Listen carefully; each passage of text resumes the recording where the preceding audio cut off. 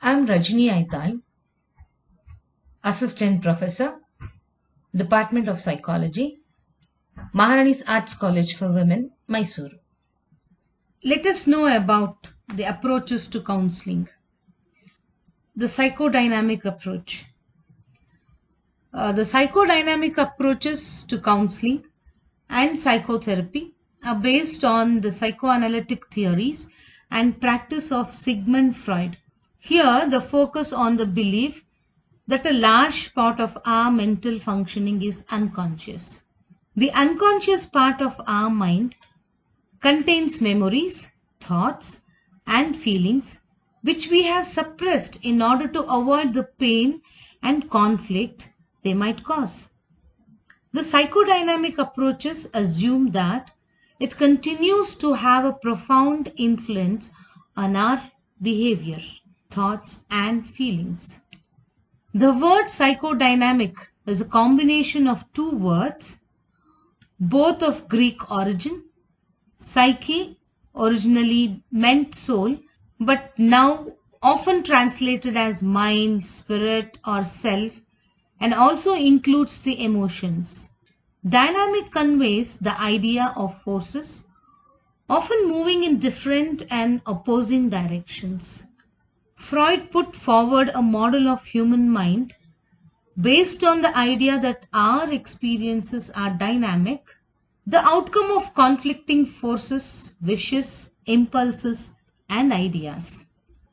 The term psychodynamic is a generic or umbrella term that covers a number of theoretical schools which, although they all have their origins in Freud's idea, have evolved in their own psychodynamic models.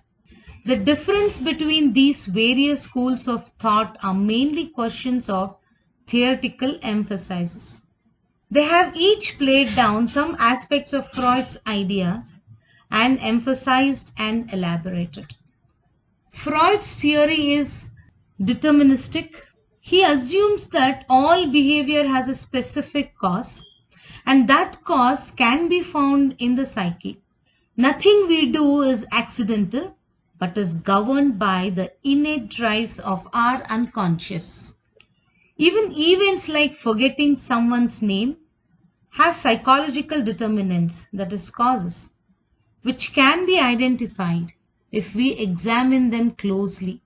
The reason for forgetting might be that we do not like that person, or that name is the same as that of an old enemy. The unconscious plays a fundamental role in determining a person's behavior. Many psychodynamics approaches today take a more optimistic view than Freud. Erik Erikson, one of the German psychoanalysts who emigrated to the United States, believes we do have control over our future and that by developing our ego identity, we can learn to master life crisis.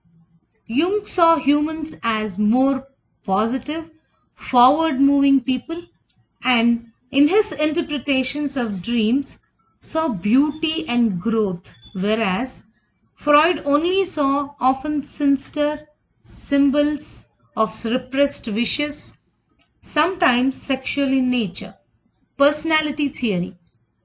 Many psychodynamic terms are difficult to understand and often the same words are used in different ways by the various schools of thought. The term chosen by Freud's interpreters are themselves often incomprehensible without explanation. Terms like id, superego, libido, and transference. The concept of unconscious is an underlying theme that runs throughout Freud's model of the mind. He often defined psychoanalysis as a psychology of the unconscious. Before his time, the unconscious was seen as a passive dustbin where everything that we no longer had any need to remember could be thrown. However, for both Freud and Nietzsche, the unconscious was a place of wild, brutist instincts that cannot find permissible outlet and find expression in passion, dreams, and mental illness. The levels of consciousness are often likened to be an iceberg. The tip of the iceberg represents the conscious part of our awareness. Those thoughts and feelings of which we are currently aware, the much longer part of the iceberg lies beneath the sea and cannot readily be reached and represents the unconscious. Between these two parts of the iceberg are revealed and then lost again as the sea laps against the ice. This part of the mind Freud called the preconscious. All the thoughts, memories, and emotions of which we are not currently aware reside here. They can be recalled into consciousness relatively easily. The boundaries between what is preconscious and what is unconscious alter as forces within the mind vary.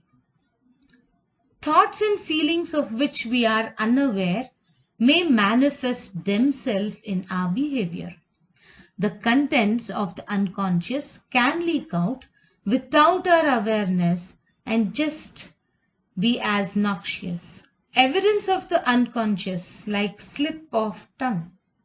Slips of tongue or the pen are examples of this leaking out. Sometimes when we make a slip, there may be two contradictory thoughts. The one we intended to convey and the other one we did not intend it to convey, but held as an underlying thought. For example, a psychology student preparing for a statistics tutorial rang her tutor and asked, "When is the next tutorial?" The intended thought is clear, but the unintended thought of these tutorials being a core was not in the student's conscious awareness. Freud often described dreams as a royal road to the unconscious and said that the essence of them is a fulfillment of some hidden wish. As he analyzed his own and his patient's dreams during his creative illness, he came to the conclusion that dreams operated on two levels. The manifest content was often abstract, actual content of the dream as we remember it. However, the unconscious does not leak out in dreams in an obvious way. The true meaning of the dream is usually hidden by covering it into symbols. This true meaning of the dream Freud called the latent content. By censoring the latent content and converting it into symbolic form, sleep is less disturbed. Dreams also often contain material from the previous day, usually events that show some relationship to the disturbing memory.